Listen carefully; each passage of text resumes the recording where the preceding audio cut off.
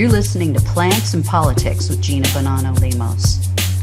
If you're ready to hear the truth about both sides of the aisle, what's really going on in America, and how big money interests prevent change to keep you sick, broke, and desperate, then play on.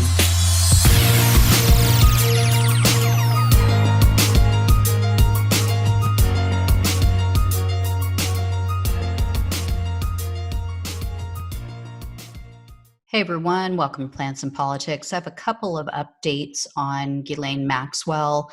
So Julie K. Brown, if you're not familiar with her, I highly recommend you follow her and her work. She's a Miami Herald reporter, and she really tore the lid off of this whole Epstein case and that ridiculous plea deal that he was given down in Florida by Alex Acosta, the slap on the wrist, and how he, was covered up and his co-conspirators were given a pass. So she was recently on a podcast, and they were, of course, talking about the Epstein case, and she stated, quote, "There's a lot of women right now that are coming forward a lot, and they're talking to prosecutors. There's pretty close to 100 from what I hear." So that's one update.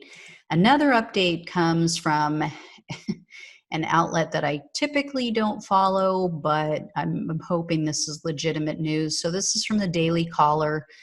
Apparently, they reached out to the NYPD to obtain a complaint that was filed against Gelane Maxwell in 1996.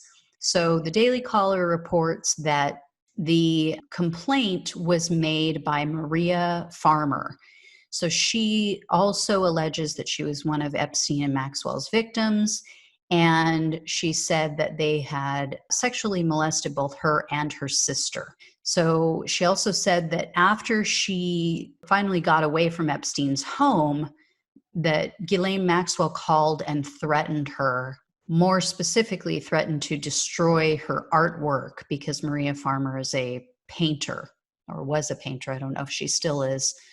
So Farmer apparently said that the NYPD referred her to the FBI. So for those of you out of the country, NYPD is New York Police Department. They said they referred her to the FBI, and that the report, was about her alleged threat. So according to NYPD spokeswoman Mary Frances O'Donnell, she said that Farmer's complaint was filed for aggravated harassment, but not for sexual assault. And they're refusing to turn the documents over, stating that it would be an invasion of personal privacy.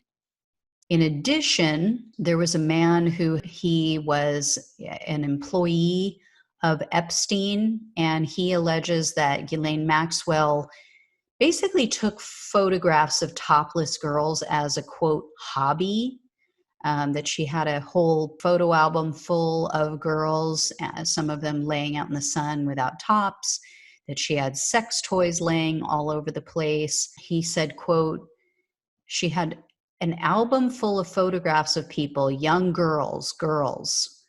And this was from Epstein's former butler, Juan Alessi. And this was in a 2016 deposition that he made these statements. He said, quote, "I remember that she had like a hobby. It was some girls were topless taking sun," he said, while insisting that they did not show, quote, "any vaginal or things." So he also goes on to say that he was given cash to pay these girls, which is just so gross. He said he was given access to pay probably over 100 girls to massage Epstein and Maxwell, and would find sex toys in the room, which he would wash off. Mr. Alessi was working at Epstein's Palm Beach mansion from 1990 to 2002. And he said he also saw a shiny black costume in Maxwell's closet that he believed was used for sex. And he insisted he knew they were Maxwell's sex toys because he knew where everything was in that house. So these are statements, as I said, were part of his 2016 depositions. This was also part of the Virginia Giuffre lawsuit for defamation that she brought in 2015. And as I mentioned, the case was settled in 2017 for an undisclosed amount.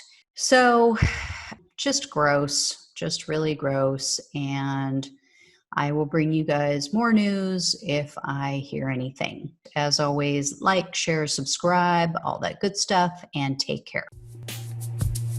Thanks for listening to Plants and Politics. The only way we can take our country and power back is to spread the truth and build an army. So remember to like, follow, subscribe, and share on Facebook, YouTube, and wherever you listen to your podcasts. Thanks again.